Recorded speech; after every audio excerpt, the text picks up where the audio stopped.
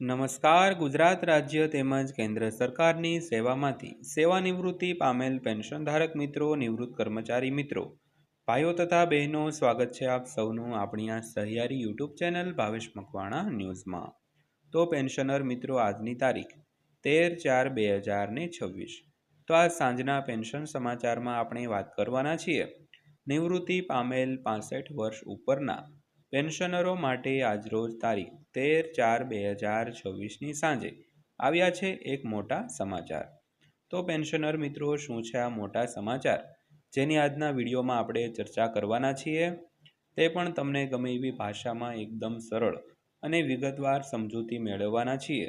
તો ખાસ કરીને આજનો વિડીયો તમે અંત સુધી નિહાળી લેજો.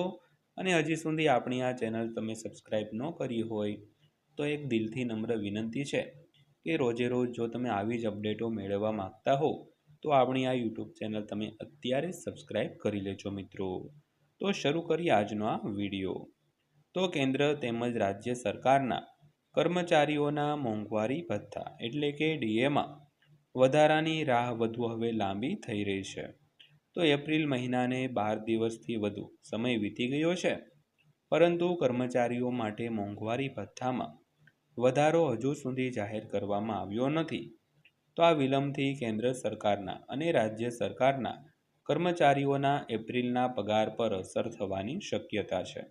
તો ચાલો આજના વિડીયોમાં વિગતવાર સમજૂતી મેળવીએ, એટલે વિડીયો તમે ખાસ કરીને અંત સુધી નિહાળી લેજો.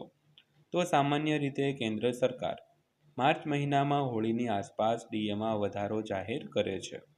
તો આ વર્ષના પહેલા ભાગમાં લાગુ પડે છે. તો માર્ચમાં ડીએની જાહેરાત બાદ કર્મચારીઓના પગારમાં આગામી મહિને વધારો થાય છે. તો જાન્યુઆરી અને ફેબ્રુઆરીના બાકી રહેલા પગારનો પણ સમાવેશ થાય છે. જો કે આ વખતે ભથ્થામાં વિલંબને કારણે કેન્દ્ર સરકારના કર્મચારીઓને મે સુધી રાહ જોવી પડી શકે છે. તો ખાસ કરીને જે વધારો માર્ચ મહિનામાં થતો હતો તે હજુ સુધી જાહેર થયો નથી. એપ્રિલ મહિનાને 12 દિવસ વીતી ગયા, તેમ છતાં હજુ સુધી ડીએ વધારો જાહેર થયો નથી. તો આ વખતે ભથ્થામાં આ વિલંબને કારણે કેન્દ્ર સરકારના અને રાજ્ય સરકારના કર્મચારીઓ તેમજ પેન્શનરોને મે મહિનો એટલે કે 5મા મહિના સુધી રાહ જોવી પડી શકે છે. તો હકીકતમાં કેન્દ્ર સરકારના ઘણા વિભાગો છે જ્યાં પગારની ગણતરી 15મીથી 15મી તારીખ સુધી કરવામાં આવે છે. તો આનો અર્થ એ થયો કે ગણતરી કરાયેલા પગાર પાછલા મહિનાની 15મી તારીખથી ચાલુ મહિનાની 15મી તારીખ સુધી ગણવામાં આવે છે. તો જો ડીએની જાહેરાતમાં વિલંબ થાય છે તો શક્ય છે કે કેન્દ્ર સરકારના કર્મચારીઓના મે મહિનાના પગાર 4 મહિનાના ડીએ એરિયર્સ ઉમેરીને તેમના બેંક ખાતામાં જમા કરવામાં આવશે. તો જાન્યુઆરી, ફેબ્રુઆરી, માર્ચ અને એપ્રિલ.